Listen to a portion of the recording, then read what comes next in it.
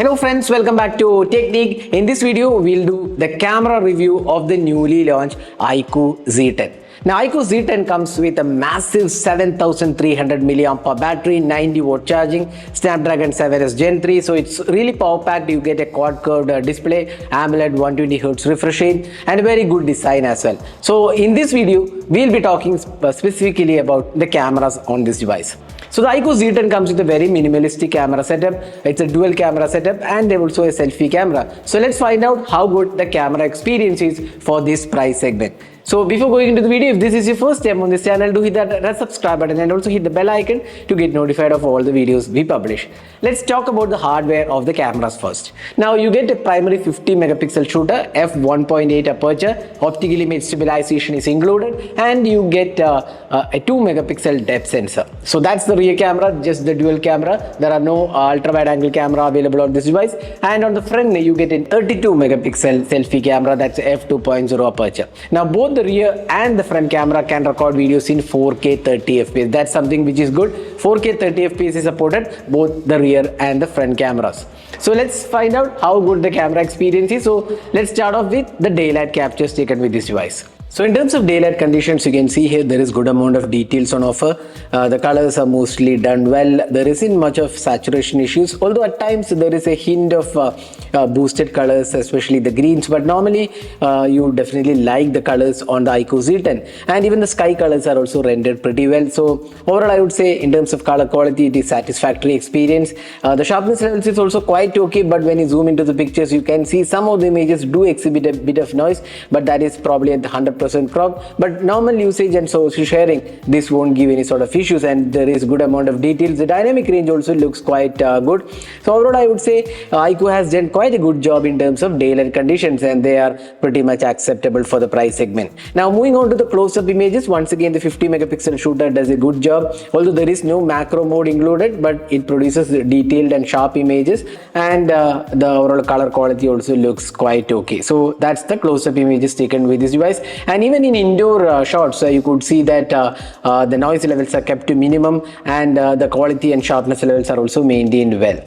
Now let's move on to the portrait shots. Now portraits is something which is quite okay, I would say, in terms of overall color quality, but skin tones there is a hint of reddishness, especially when taken outside under bright sunlight. There is a hint of reddish skin tones, but most of the people will still love the portraits taken. There is good amount of details on offer. The sharpness levels are also quite good.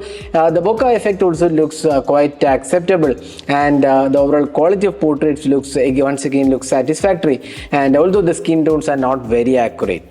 So that was the portraits from the iQOO Z10. Now moving on to the low light, the extreme low light or the night shots turned out to be quite saturated and a bit of artificial colors. You can see the sky colors are a lot boosted and not the real ones, but the details and sharpness levels is once again good.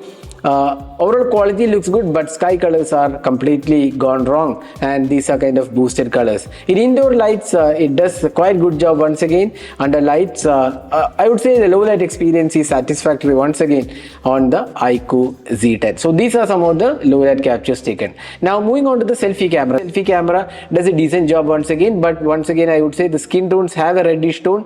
This is probably the post processing, but otherwise the color quality looks quite okay. Even the edge detection in portrait selfies also turned out to be quite satisfactory experience, although there are some hits and misses, but then overall quality from the 8 megapixel shooter looks satisfactory from the iQOO Z10. Now let's move on to the video recording. Now it can record videos in 4K 30 fps. The stabilization looks quite okay, and while panning and zooming there isn't much of issue. You can see here the stability of the footage also looks good. The colors are also nice and wide. The dynamic range looks okayish once again. So I would say the 4K 30 fps video looks quite good, and even when moving footages there is no stutters or jitter happening in the video recording. But when it comes to 1080p 60 fps footage, here we could see some slight jitter while moving or panning the 1080p footage. It was not very smooth experience. This is the 1080p 60 fps footage. The stabilization is quite okay, but once again there is a bit of jitteriness in the video in the 1080p 60 fps footage. So this is the 4K 30 fps footage taken using the iQOO Z10 using the selfie camera, so you can judge yourself how good the clarity of the video is, and also the audio output from the selfie camera. So that was the detailed camera review of the iQOO Z10. So as a whole, I would say iQOO Z10 won't disappoint users if you're looking for casual shooting. Again, this is more of a battery-centric device, not a camera-centric device. But cameras are quite satisfactory, I would say. The daylight captures turned out to be quite good. The portraits are also good. The details and dynamic range also looks quite okay. The selfies are also satisfactory experience. The low light experience was kind of saturated, but once again, a lot of people will still love these photos.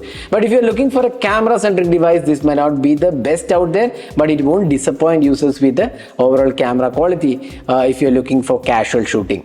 So that was the camera review of the iQOO Z10. Hope you enjoyed watching this video. Do hit that like button and also hit the subscribe button for more videos. Thanks for watching. Hope to see you in our next video. Have a great day.